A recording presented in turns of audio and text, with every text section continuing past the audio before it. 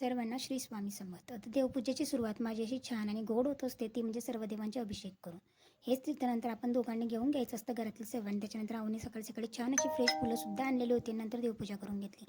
लगेचच केंद्रामध्ये गेली, केंद्रातून आली आणि लगेचच इथे आम्ही उसळ बनवली होती. कारण ब्रेकफास्टमध्ये आज छान अशी उसळ बनवली, जी की हाय प्रोटीन असते.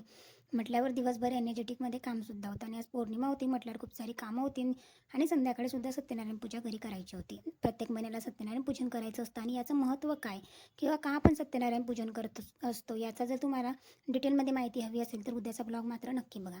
नंतर छान अशी उसळ केली, जिरं मोहरीची फोडणी दिली, नंतर कांदा टोमॅटो टाकून घेतलं, छान असं मिक्स केलं. नंतर लगेच असे जे मी 1-2 शिटी लावून घेतलेली होती उसळला ते टाकून दिले, छोटे हरभरे लगेचच पूर्ण पावडर मसाले गरम मसाले ॲड केले आणि लगेच हिरवेगार कोथिंबीर गार्निश केली.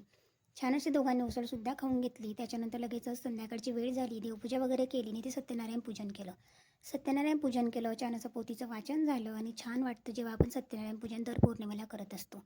इतकं सुंदर वाटत होतं ना का बस. त्याच्यानंतर देवघरामध्ये सुद्धा छान अशी देवांना धूपदीप ओवाळून झालं.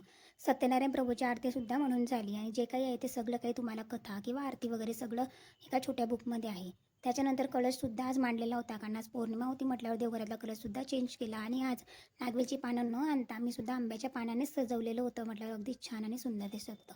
संध्याकाळी वाटाणा भात केला, याचीसुद्धा फुल रेसिपी उद्या नक्की बघायला मिळेल आणि छान असा खाऊन असा संपवला मी आमचा आजचा दिवस.